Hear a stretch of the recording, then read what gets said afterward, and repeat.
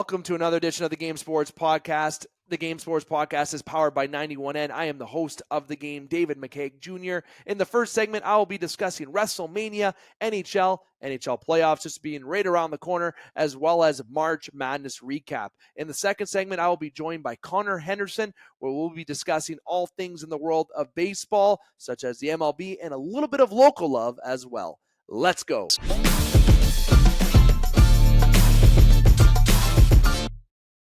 Booyah, and it's time for the Game Sports Podcast. It is your host, David McCaig Jr., and hoof, does it ever feel good to say those words here on the Game Sports Podcast. Booyah, I got to say it one more time. It's been a couple weeks since we've had a news podcast edition of the game, and we apologize to you, the listeners and viewers, for being away for a couple weeks. However, due to schedule conflicts, as well as other projects going on in the background for the game, and even a little bit of the battle of the flu.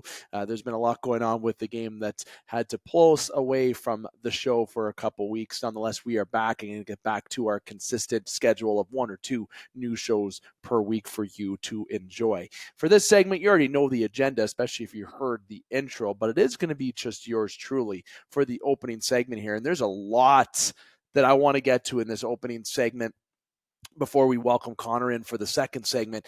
And this first segment is going to go all over the place, okay? And I want to make sure that you keep up, all right? Make sure that you're interacting. Make sure you're hitting like, follow, and subscribe on all the platforms of the game, audio, the video, the social media, wherever it is. But I think there's going to be a lot of clips that I'll be able to use that's going to attract you to the show. And I'm very excited to talk about, well, there's a few topics in particular, but everything I'm going to bring to you here in the first segment. And just to remind you, the Game Sports Podcast is powered by 91N. That's 91 Network. Head on over to 91N's YouTube channel. Great content for you to enjoy on there, including the Game Sports Podcast, and that's all video podcast content. For audio, you can check us out anywhere. Nonetheless, as I said, it is just yours truly, but anyone who knows me knows that I can probably talk to myself for hours. Heck, look what I'm doing right now, looking into a camera. But technically, I'm not talking to myself. I'm talking to you. But it's kind of a different approach when you just have yourself opposed to having co-hosts or guests. It's a different approach. But here in this segment, I get to be just free with where I want to go with whatever topic, and it's just going to be my opinion that you're going to hear, all right? And I want to go to WrestleMania first, all right? I'm a little upset about one thing, and that one thing is, not regards to WrestleMania, I ordered a Undisputed Championship belt, okay? And I was expecting it to be in today, so I could have had it on during this segment. And I plan when I get that, I'm going to be wearing that belt every time we talk about the WWE here on the game, because I'm going to be so excited for that belt. But let me tell you, I know one person that is very excited about their belt, and that is Cody Rhodes, okay? Cody Rhodes defeated Roman Reigns in night 2 of WrestleMania. And every year I watch WrestleMania. I try to get in touch with the Rumble. There's a lot of games you can play with your friends when it comes to the Royal Rumble. The WrestleMania is the event that I ensure that I attempt to watch each year. That is the meat and potatoes for the WWE. That is where a lot of the big events happen of the year, the big matches. Obviously, there's great matches throughout the year, but in particular, this WrestleMania had so much excitement and so much promotion, and it all had to do with The Rock, okay? And I'm going to get to that in a few moments here, but in night 2, in comparison to night 1, I will have to say that I did enjoy night 2 a bit more. Granted, I didn't get the opportunity to watch a lot of night 1 because I'm currently participating in my playoffs in my men's league hockey tournament, which I'll throw a little choke to when I start talking hockey in this segment.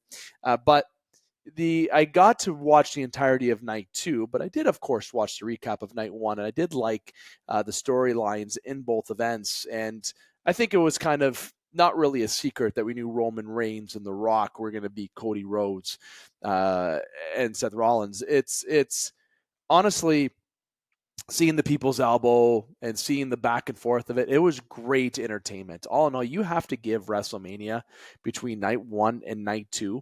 I have to give it an 8.5 out of 10. Okay. And a big thing where I'm leaning towards, well, an 8.5, okay, is because I feel like the matches could have had a little bit more into it, in particular with the main event with Rhodes and with Roman Reigns, that it could have had a bit more consistent action, where at the beginning there was a lot of it was slow, right? A little bit slower.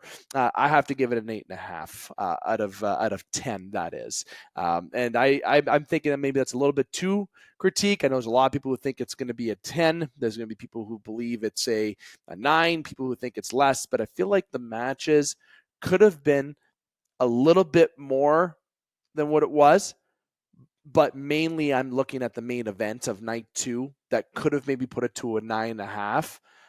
But truly, night 2, the main event, I think helped in my perspective propel it to an 8.5, because it was like the end game, right? It was like the Avengers end game for the WWE. You had Roman Reigns, Cody Rhodes finishing his story.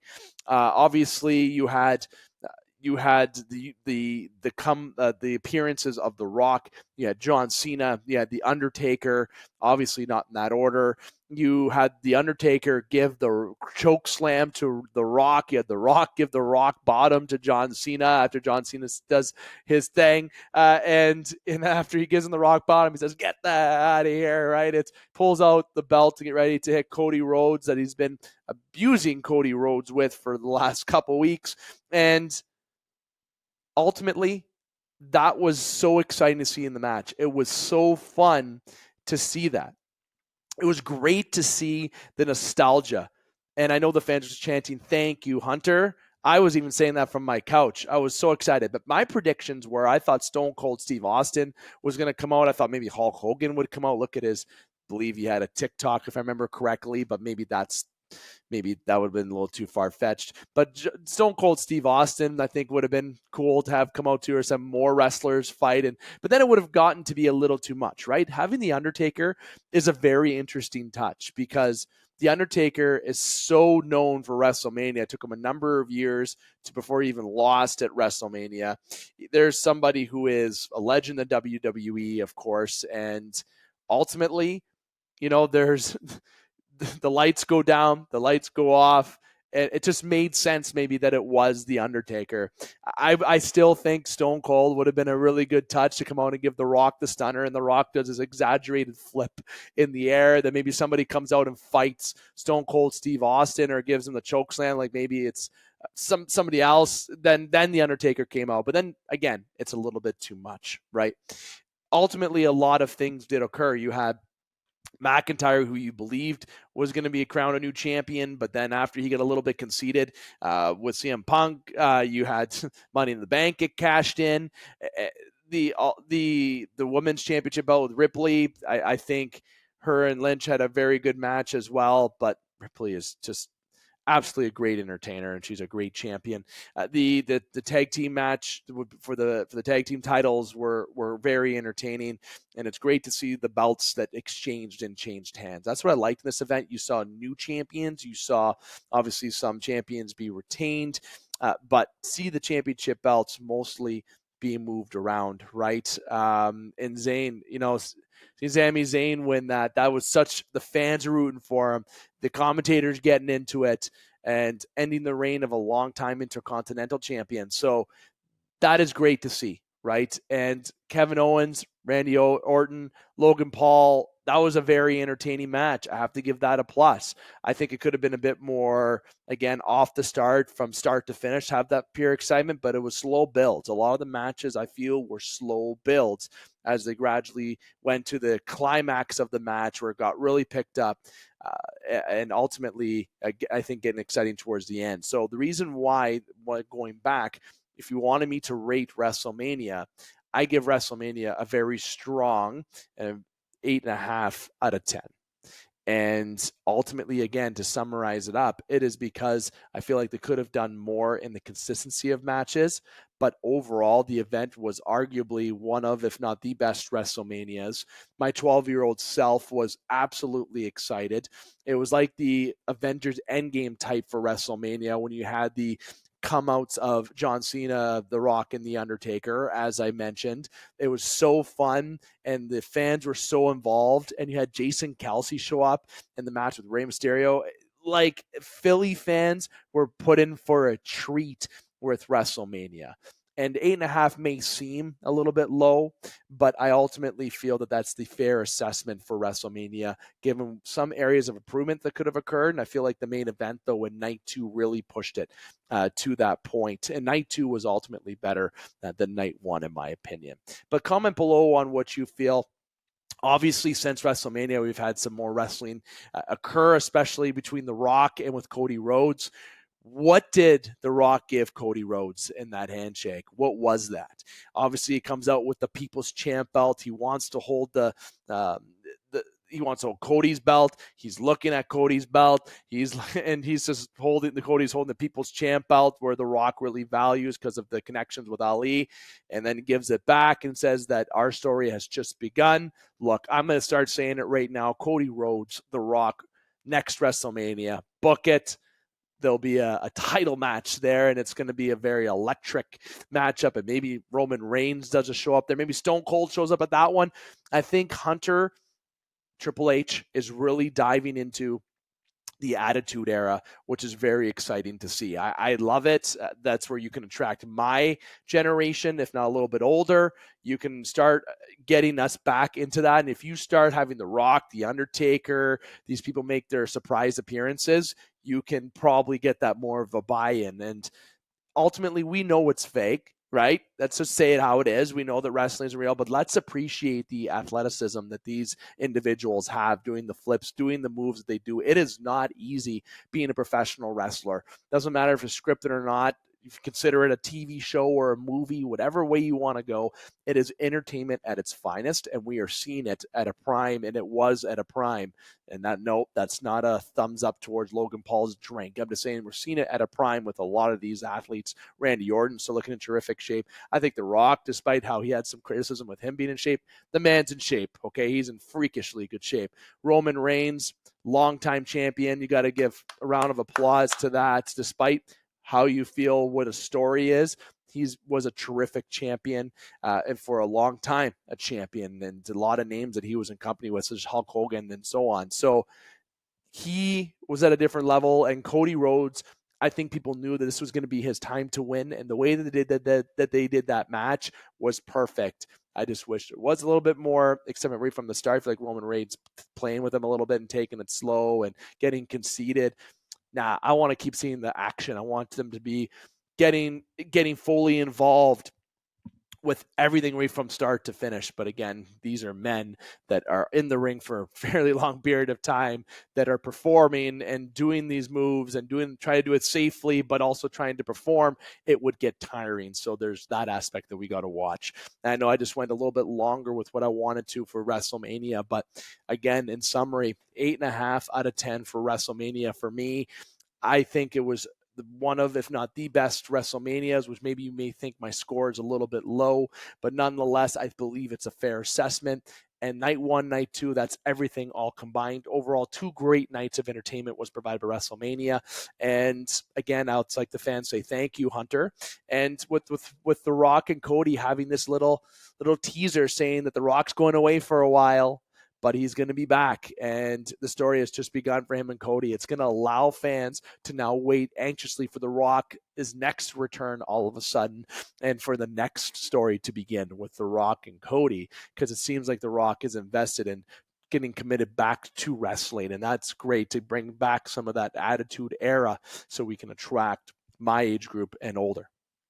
What is your score about WrestleMania? What is your thoughts about wrestling as of late? I'm back. I'm fully invested. And hopefully by the next podcast, I got a belt to show off to you because, well, it won't be Cody Rhodes' official title, but I'll have my own. I'll feel like that I'm a champion when I'm holding on to that. I've always wanted my own belts, and I haven't had one before, so it's going to be really cool. So, yeah, I'm a little bit excited. Speaking of being excited, my 12-year-old self would have been pumped. My wife was watching WrestleMania with me, and when I heard the Undertaker's music come out, I was pumped. John Cena's, I was pumped. I knew The Rock was going to come out, but the way that he acted, get the out of here when you saw it, it was hilarious. Everything was just so well put together with all the commotion and with all the involvement from so many wrestlers. But I was a fan.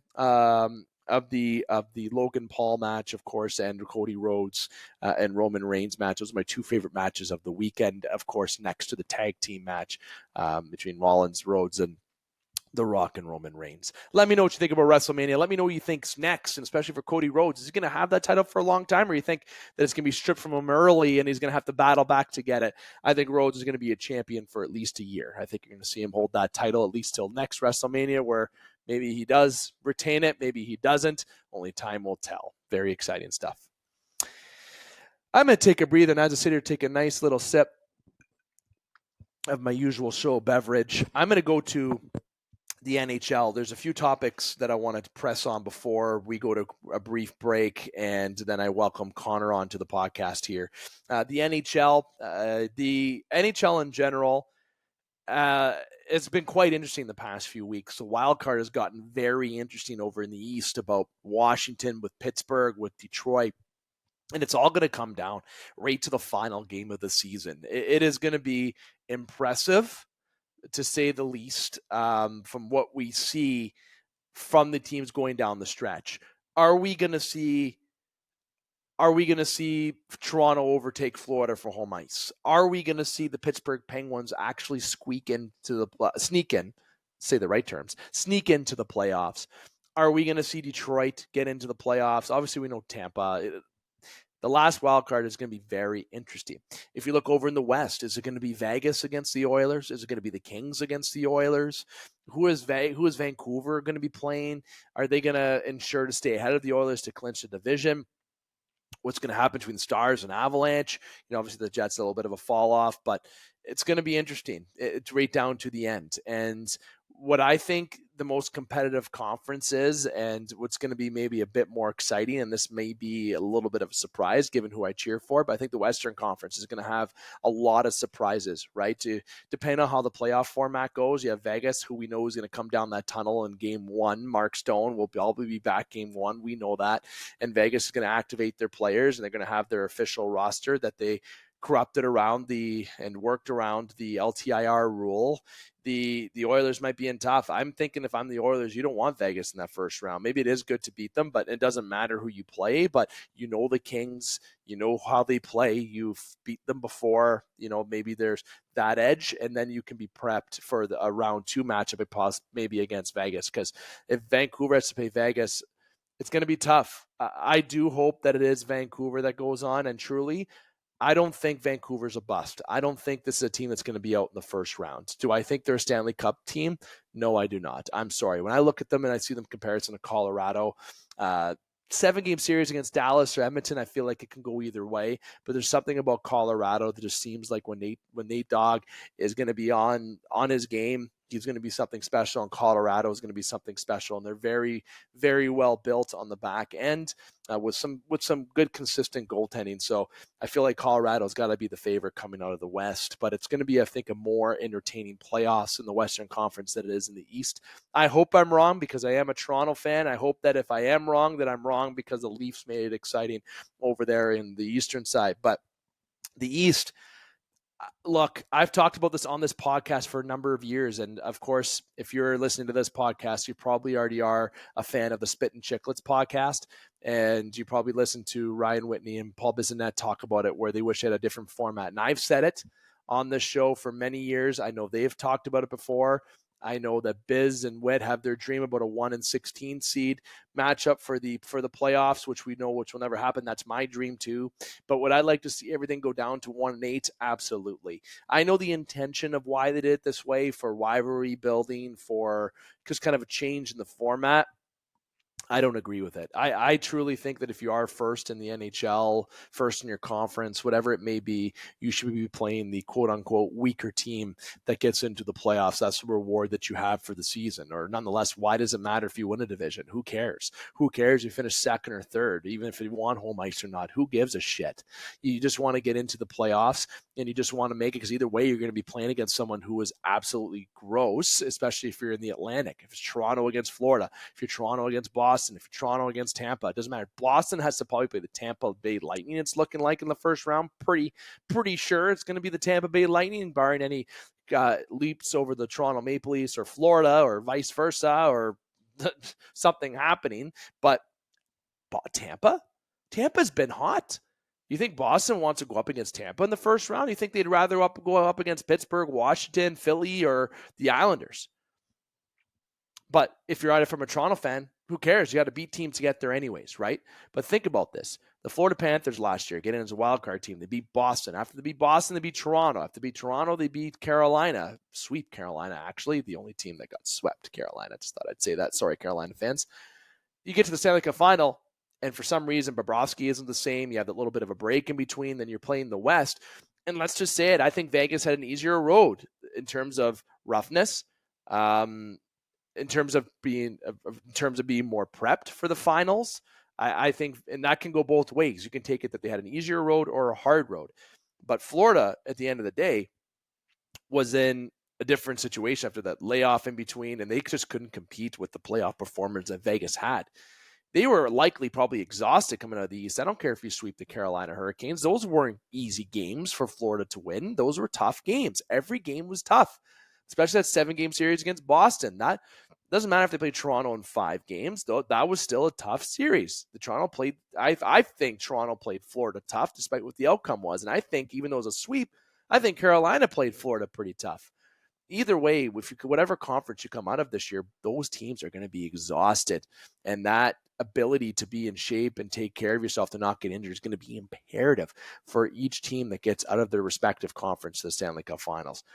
I'm talking a little bit of the playoffs here, getting to give you a little bit preview for the playoffs as we get set for playoff time. It's so exciting. It can go any way.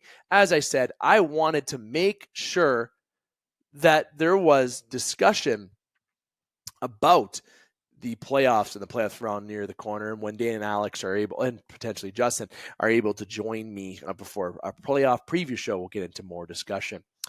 But ultimately, there's been a lot of news when it comes around the National Hockey League, especially today. And if you want to go back and listen to one of my clips that I discussed, feel free to do so, because I did discuss relocation. And in one of those relocations, I discussed a couple teams. I mentioned Houston, I said Kansas City, but there's one team that I said, and one city, that would get a team, and that is Utah. And based on Frank Saravalli's social media posts today, it seems that Arizona is very likely to potentially be relocating to Salt Lake City, to Utah. How exciting is that? I think that is great. I don't think Arizona should have a team. They play out of a college arena. They haven't had a strong fan base. They're looking at wanting to build a massive arena in a new location. Are you gonna get fans all of a sudden? Are fans gonna come to this games? Are these games all of a sudden, despite if you ice a team that's strong and competitive or not? Obviously in the playoffs they were selling out pretty good, but still season they don't make the money. And there's no that interest, I think, in Arizona has done. It's completed. It's time to move the team. I think Salt Lake City is a terrific place and a terrific starting point for a relocation. Also, in terms of that, we have heard that potentially there could be expansion to 34 teams. So if Arizona moves to Utah, that still remains at 32 teams. That means 2 more cities are likely to be expanded into the National Hockey League in the very near future. And cities stories that I've mentioned, Houston and Kansas City, I feel like that's a fit. Ultimately, though, we shouldn't even be starting a conversation without mentioning another Canadian team. And no, not Hamilton. Not Hamilton. I have said this before. It needs to be Quebec City. I think that's a good spot. Or heck, I think they should try to look at Halifax. There's a lot of doubts in Winnipeg because of them being a bit smaller of a city for a national hockey team. Think of it over in the East Coast. I think that there's an opportunity to attract that side of Canada. The travel cost, maybe a little bit more than some teams, but you can still play them on the East Coast. A team in Halifax. Why not another Canadian team? You know that team's going to get more bums in seats than likely the Florida Panthers do. Sorry, Florida. And, of course, to the Arizona Coyotes and some teams that are already at the bottom. I think that's a start. Would they do it? I don't know. They would need to build a rink. I think there needs to be some more process to that. But it seems like ultimately that we are going to see another team in the National Hockey League from a relocation standpoint. That's Arizona to Salt Lake. Not confirmed. It might change tomorrow. It might change right now in the event that when I'm recording. But ultimately, we are going to see a team, it looks like, join the National Hockey League based on a relocation. That's Arizona to Utah. Let me know what you think. I'll tell you what I think very simply. Utah, hell yeah. I want to see it. I think it's a great idea. I think they have a great plan. I think they will get a good fan base. And ultimately, anything is better than playing Arizona. And I'm sorry, Arizona fans. You've had the opportunity. It hasn't worked out. Let's move on. Things, I think, will be on the better side in Utah. We won't be doing a redraft today because I'm not going to do a redraft by myself. I don't really think that's necessary. With our last redraft, which is on our recent social media post, you can check that out on TikTok, Instagram, Facebook. It's the 1987 NHL redraft, the year that Sidney Crosby was born. So you can check that out and give us your feedback. We'll be doing a redraft at the next segment of the Game Sports podcast. And of course, on this recording, we are recording on April the 10th.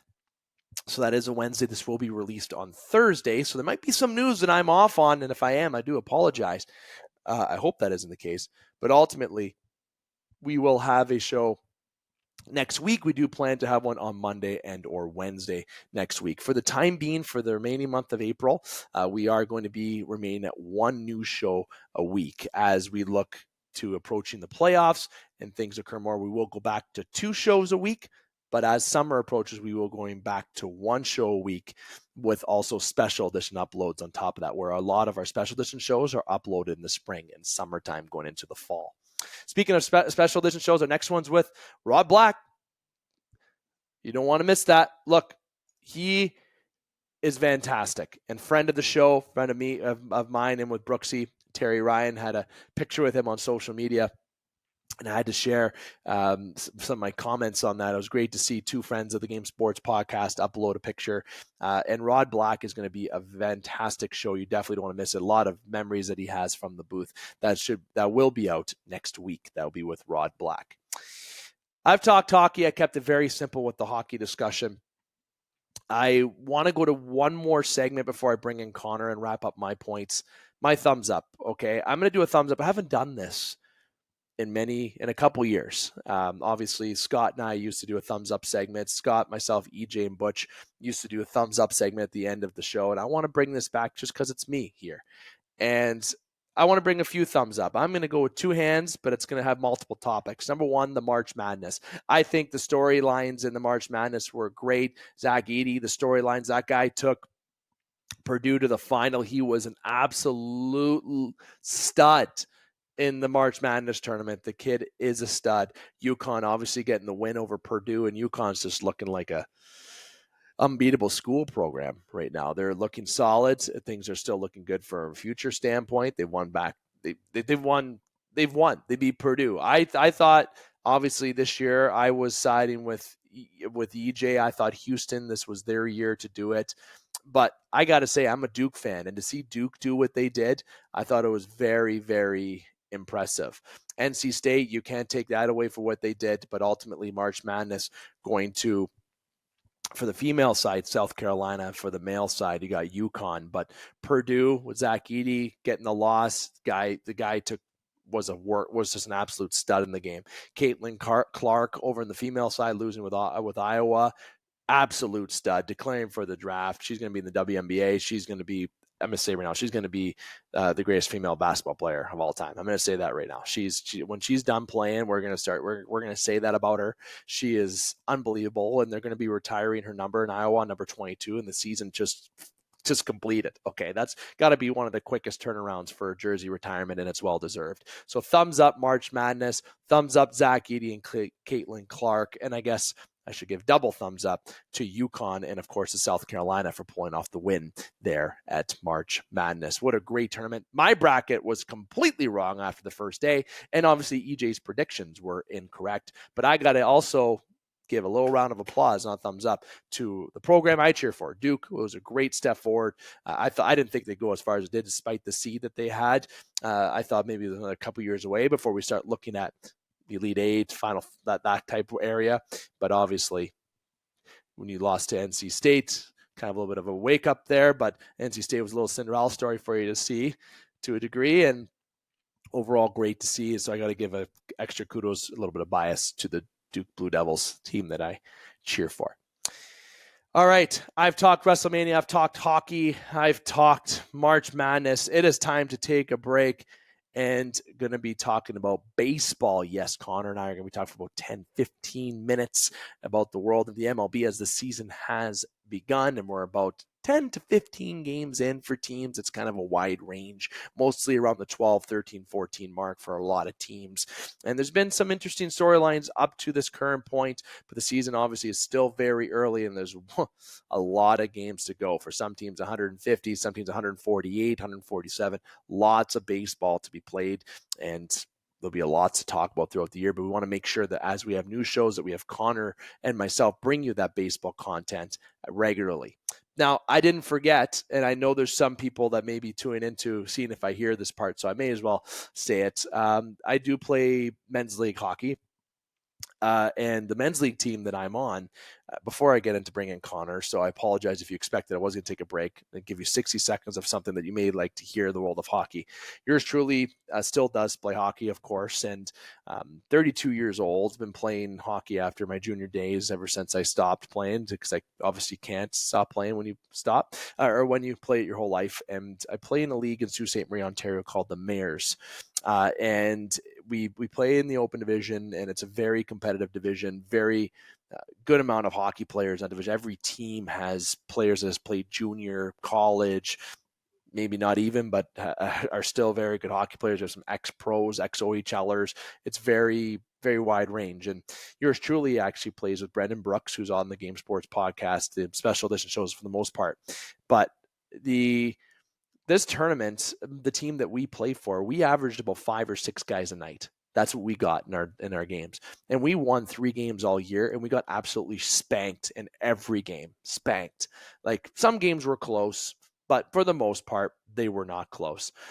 It was a tough season to grind. Now, in this tournament, we finished our round robin today. Yeah, we finished 2-2-1. Yes, there was a tie. Very interesting 0-0 tie. It was fantastic. Men's league game finishing 0-0. Can't get any better than that, but we did lose our last round robin game today. For the last 4 games, yours truly has been playing defense. Yes, I played forward. Anybody that knows me playing D is, you would never have thought that. But for some reason, I think I channeled my inner Brian McCabe. There's a little nostalgia for you. And getting some points on the blue line, playing some D, playing well at it. Until today. I was told that as I was making jokes in the locker room, I got walked about 3 times today, mostly because I was watching the puck and kind of just got walked around. And when they dangled me, one guy went top chat backhand. The other guy deked out the goaltender. The other one, the guy was he just buried it. It was just a nice shot. So I got walked, and I kind of had a wake-up call that, you know what, despite how well I feel like I played on D, today I realized that I'm not a defenseman. It was quite embarrassing on my end. So I was told that I should make this episode called I Got Walked. I won't be doing that. As you'll see in the title, I think, well, maybe I will. If I did do it, then you know that I changed my mind, but no, I don't think I should do that. This is not about that game. But I'm sure that me telling the story about me playing defense in men's league and how good my team has turned around its season. Look, if you're on a men's league team and you're just about to hit your tournament, end of season tournament, if you've had a bad year, look, anything can happen. Okay. My team that I'm with is currently going to semis. We play tomorrow in the semis against a very good team. The final 4 teams are obviously very good. It's going to be a challenge, and it's overall going to be good hockey. But if you played competitive hockey, I do hope that you're still playing, and hopefully you're one of those guys that the boys need you to go on D, you go on D and you sacrifice it. Especially in the end of the year tournament. Look, all for the marbles to the win, right? You got to have that pride. You got to be known that you won the Mares. If you're in Sault Ste. Marie, that's the old little running joke. But ultimately, always be a team guy. That's my message for the day. But hopefully next game, I'm back up front, because today there was a very, very big eye-opener that despite what the success I've had the past few games, it's time for me to move back up to the offense. I think I got walked. That took me more than 60 seconds, so it's almost a minute and a half, 2 minutes. I'm going to take my break now and a little sip of my beverage, and then Connor's going to be joining yours truly here on the Game Sports Podcast to talk a little baseball. Don't go anywhere. Welcome back to the Game Sports Podcast. I am joined by Connor Henderson, the man, the myth, the legend, the rookie of the year. If you know, you know. Connor Henderson, my friend. Feels good to say your name. It feels good to have you on here today. It's been a couple weeks, as I talked about at the beginning, since we have had a news show, and you were involved in our recent news show. So that shows it's been a few weeks, absolutely. So welcome to tonight's show, and we're happy that you're here to talk a little bit of baseball with us today. Yeah, it's good to be back, Dave. And we've got the start of the regular season well underway now. We're about 10 or 11 games in for most teams, and we've got a lot to chat about. So I'm looking forward to sneaking this segment in here right before we all get ready for bed. It's getting late at night. It is. We are recording a little bit late here on the game. That's because of yours truly's hockey, and also because I dragged the other segment on a little bit longer. But again, we are recording a little bit late, but lots of baseball to get into. And it's kind of challenging, Connor, to be honest, to talk about baseball day in and day out, right? Unless you're talking about it the morning of, then the next morning of, then the next morning of, right? Obviously, with our show, we're pre-recording. This is going to be uploaded at some points tomorrow mid-afternoon, given the time and editing that we have to do, that yours truly does his own editing now at this point for a majority of the shows. Spoiler alert for everybody. No, I will not edit your stuff. I'll help you, though. Just kidding. But again, there's baseball in that world. The games happen every day, right? Teams are playing 162 games. So we don't dive into games more so. We just talk about the hot news that's going on for each show. So just so everyone knows, if you're new to visiting us, that's what we're going to be talking about here. And I already alluded that at the opener, but again, just to remind you. And Connor, as you mentioned, we're just a dozen-ish, bit more, bit less games in, and teams have started this season, and some teams have started as expected, aka the Chicago White Sox, if you want to talk about one team. The Miami Marlins being 1-11 at this point. Didn't guess that. I thought maybe they'd be closer to maybe 500, but yikes. That team is yikes. I don't know what to tell you, Marlins fans. I'm so sorry. It's just not looking too good for you. But the Pirates 9-3. Didn't have that on my docket. The San Francisco Giants 5-8. Maybe I had that on my docket. They got Rockies being 3-10. I absolutely had that on my my docket. The Dodgers being 10-5. I thought they'd be actually probably perfect record. I thought they'd be 15-0 at this current point, not 10-5. If you're looking over at the AL, the Yankees 10-2. Really dislike saying that at this current point, but they're good. Their top five of their lineup is absolutely gross. The Orioles 6-4, Guardians 9-3, Tigers 7-4. Love that start for the Tigers. The obviously the American League West, seeing the Astros at the bottom, gotta love it for a team that's been good the last few years. Time to maybe start being on the other side of things. But Connor, it's been a hot and cold start and a mess start for a lot of teams. And if you're a Blue Jays fan, or if you are a Tigers fan, I think if you're a Tigers fan, you're happy at this point that you're in this position. If you're a Jays fan, you're like, here we go again. Season of where you don't know if it's going to be up, down, and it's only 13 games in at this current point of recording. People, hold the brakes. Okay, there's still a lot of baseball to be played, but Connor, it's always important to be hot out of the gate. And your Tigers, they're roaring, if you will, out of the gate. It's true. And the Tigers have been notoriously terrible in April over the last 3 or 4 seasons. Basically, as soon as AJ Hinch has taken over the team, they've struggled to get off to a good start. Yeah. So it was critical this year for them to have that good April. And you can't discount the games just because it's early on. As you mentioned, it's a hugely excessive and long season. But these games matter, especially when it comes down to the dog days of summer, and you're creeping into September and you're in a dog fight for first or second place in your division, and you start thinking back, man, if we could have had 1 or 2 more wins in April or May, like that would have been fantastic. Tigers fans are feeling great about their pitching, especially their bullpen. Their hitting is hot garbage, but a lot of their guys are young, and that's what you get when 40 or 50% of your batting lineup is in their first or second season in the MLB. There's just simply not a lot of experience in their lineup. Some fans are pissed because the team didn't spend this offseason, and that's justifiable. Some people are especially pissed, saying that the fandom as a conglomerate, as a whole, has sort of let ownership and management off the hook for not being more aggressive that they didn't spend. But so far, early on in the season, the results are positive. They can't possibly keep winning a bunch of one-run games, and their bullpen can't possibly continue to shut out every single batter they face, but steady as she goes. I think the hot start's so imperative in baseball because when you get down to the middle and the end of the season, sure, everyone talks about how you finished, right?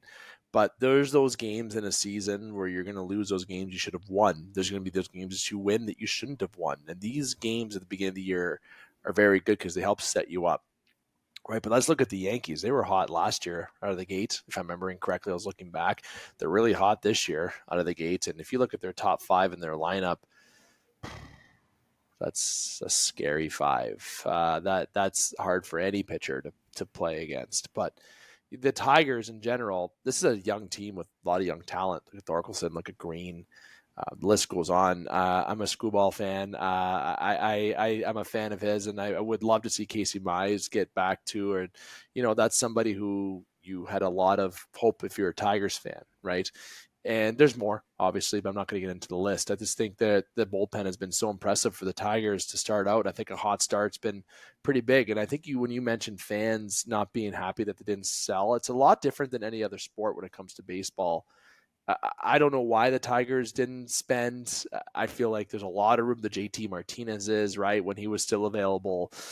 I don't think they would have maybe looked at Blake Snell. I don't think that's something that they were maybe in the market for, but I think a bat was something that they were in the market for, right? That would have been a nice addition with Miggy getting out, and maybe adding another nice DH like Martinez would have been nice to bring in, and on a 1-year deal. And if you're not in the playoffs by the deadline, you trade him for some assets. I'm a big fan of asset management. I know baseball is completely different than other sports with that, but I'm a firm believer of asset management. If you can trade somebody for future assets, prospects, whatever it may be, that can help your team. Baseball is so unique where you don't have to draft someone in the first round for them to turn out to be a stud. They could be second, third, fifth, seventh. Does not matter. Those picks can be very important in your draft as long as you have strong scouting. And I think the Tigers do have strong scouting. Look at what they have drafted, right? I think there's some players that still have to break out if you're a Tigers fan, Yeah, I but think one of there's the potential there.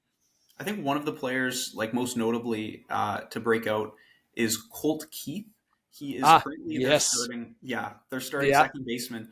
And the neat story for those listening who don't know is he signed a 6/9 year contract extension before he ever played a game in the MLB, which is one of those trendy new deals that you used to never ever see this in baseball, but now teams like the Tigers are trying to be economical and say, "Hey, listen, we will back up, a dump truck of $30 million, and you can take it right now. And if your career pans out, you're probably underpaid, but you're guaranteed that floor. And worst case scenario, you could be the worst player ever. You're getting 6, 7, 8, 9 years of pay, Yep. and until you're 31 years old, your family for generations is set for life. So that's Set for one guy life. who he can mash the ball. His defense is meh, but he can mash the ball, and he's got great plate discipline, great power. And he's one of those guys they drafted in the 5th round out of high school in the Casey Mize draft, Mm. who just tore his way through the minor leagues, and now he's been batting 6th for them, and this is his first ever season, and he's already on a long term deal. Hopefully that pans out for the Tigers. That's so smart to do. And you're seeing trendy deals now. Look at Shohei's deal, right? Ugh, we talk about his name, but it's true, right? You can't be mad. It's the way that you find loopholes around contracts, and that's why you have analysts, you have salary specialists, you have people in those positions, and even scouts that are recommending to the GM that, hey, look at this guy tear up the minors. Give this guy the dump truck, back up, give him the money, give him what we can now, lock him up, give him this sales pitch for it so we can sell it. Go to his agent. If his agent agrees, likely he's going to agree, right? Because they're going to be a team. He's a young guy. But if in baseball, in general, for Keith and for other players, a lot of the big paydays don't really come until you hit that 30.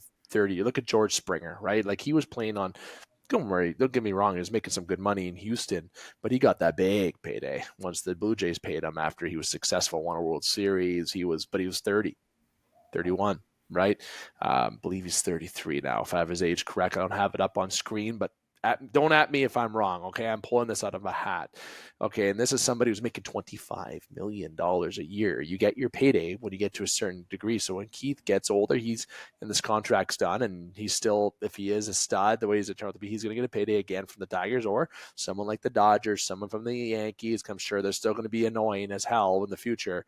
They're going to be buying him. Maybe the Las Vegas A's at that point are going to be whatever they're going to be at that point will be. They'll give him the bigger money at that point. But I think the Tigers are very smart. The Blue Jays did a similar thing with Lourdes Gurriel Jr. when they had him, right? They originally signed him as a second baseman. He ended up resorting as a left fielder, but they signed him for a 5+ year deal. And I think that was a fair deal for him. And every time I bring him up, I think of Gabriel Moreno. Such a stupid trade. Anyways, just being smart with contracts. And players develop differently in baseball. It's very unique. Scouting is a whole different animal in baseball.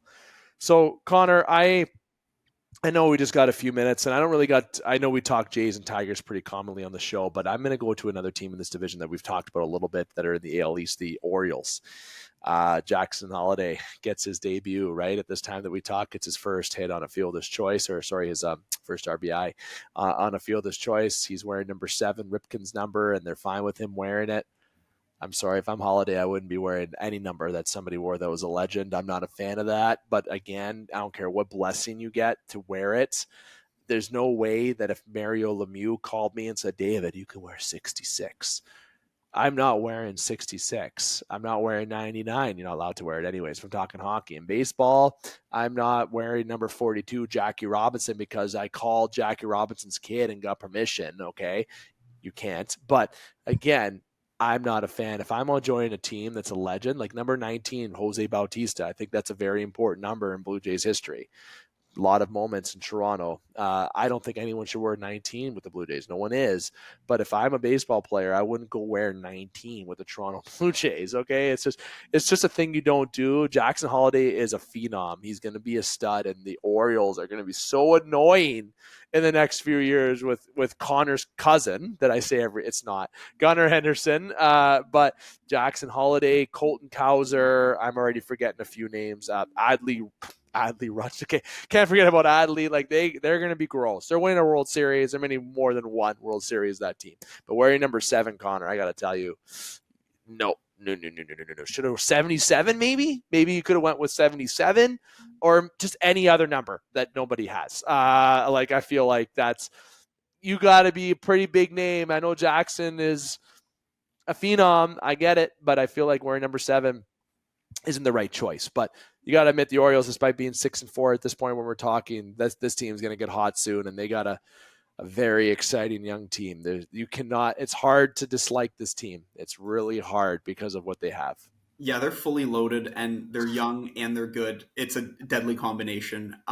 My dad trained me in the Cal Ripken way growing up. That was the coaching school that he beat into me as a young child, metaphorically, like with ground balls and hitting stances, not and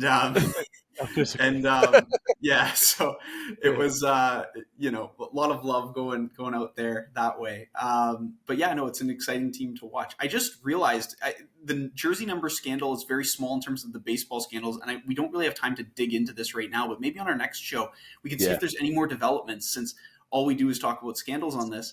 To the Shohei Ohtani, your best friend, and the gambling scandal. We'll dig into the investigations on that.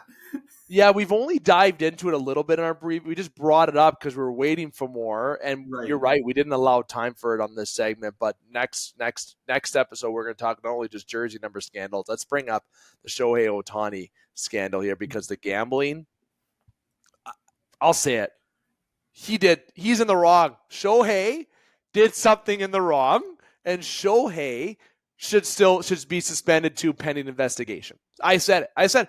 I know you're guilty. You're innocent until proven guilty, right? That's the thing. But at the same time, pending investigation. There's no way, Connor, that he had no idea money was coming out of his bank account. I know we don't have the time, but there's. I'm sorry. We'll leave it at that. But we'll definitely next week or the week after when we have you on, we'll continue it. Dave, this our baseball segment is just going to turn into like a true crime baseball podcast. All right. Like from now on, we're doing steroids. We're doing gambling. That's it. All right. The biggest upset that upsets me in baseball is Pete Rose, how he's not in the Hall of Fame. That does upset me. I know I'm not alone with that. I know I'm not alone with the Pete Rose stuff. But the last thing I want to say, Con, before we give a little bit of love to local thing, I want to give a thumbs up, and I think you'll agree, to the Pittsburgh Pirates. Hot start, 9-3. McCutcheon's looking like a little younger. They got a lot of young talent on that team. I'm an O'Neill Cruz fan. The guy's a beast. That guy can hit bombs. That guy can hit from Pennsylvania, and I'll see it in my backyard. Key Brian Hayes, that guy in the field is platinum level. That third baseman skill, plus he gets on base. He's a strong hitter. You got to give credit to the Pirates. I don't know if they're going to sustain this.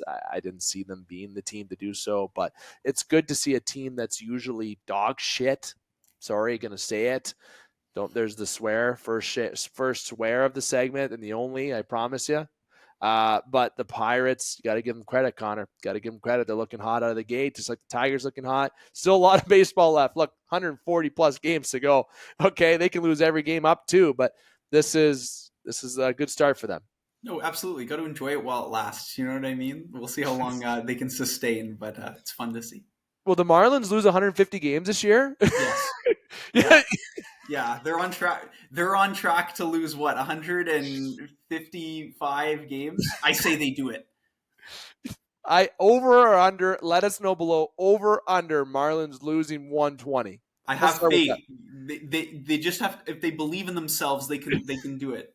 They can lose 120 and make me and Connor very happy. Do you think the Marlins will lose 120 games more or less? Comment below. Interaction on TikTok is great. We love it here on the Game Sports Podcast and Instagram and all social medias. But don't hesitate to hit that follow if you're doing it. Connor, I want to get to a little bit of love before we wrap up because I know we're a couple minutes over. Local baseball. We don't go into too much local here. What we do as much as we can. We talk a mix. And the only thing that I'll say from my local front, because I want to give you the floor briefly on the local front, is men's league baseball is soon to start. A month and a couple weeks, I believe. After May long, I believe, is when we start, or just before, give or take. The 91N Pandas looking for a three-peat without Connor on the official roster. I know. You cut that dead weight, and you've just never lost since. Oh, Connor's a stud in baseball. Hopefully everyone knows that on the show. But friend of the show and annoying team member, I said it, love him. And I'm sure I'll get flack for that response on here if he listens. Jokes aside, he's a very good baseball player. His name's Ashley Hoff. Got to give him credit where it's due. He is very good at baseball, despite how he likes to chirp and get under people's skin. He bought a sweater with our Panda logo in our chat. And in the bottom left of that logo, it's a 91N. And on the back of it, if I can put it on the screen, I will. If I can figure that out, if I have the time, I'll put it on screen for you without showing his face. I don't have his approval. It says back to back. At my wedding, this guy was yelling back to back during speeches up there. And Nathan Inch, another friend of the show and fake wrestler of the show, wrote on our wedding book, back to back on every page on the back of the page. Okay. This is Hoff's go-to here. Okay. Baseball. He got a sick sweater. I gotta give him credit where it's due. I think that sweater's awesome. I think maybe the team should get behind that. We should have team sweaters this year. I love that. It's not in the sponsorship money, just so everyone knows. But nonetheless, baseball season is around the corner locally for men's league, and the 91N Pandas are defending their title. If you're in Sault Ste. Marie and you want to chirp us, that's great. If you join the league, great. We do have another team in the league this year. JJ Bergman, former Panda, made a team. We got another team there. We got to love it. Going to be competitive. If you're in a community that doesn't have hard ball, fast pitch, whatever way you want to call it, you should start it. It's very entertaining. Connor, I want to give you the floor with some local. I know the Black Sox have started their season, much to my surprise. I totally did not track that. It did happen, and they had some success this past couple games.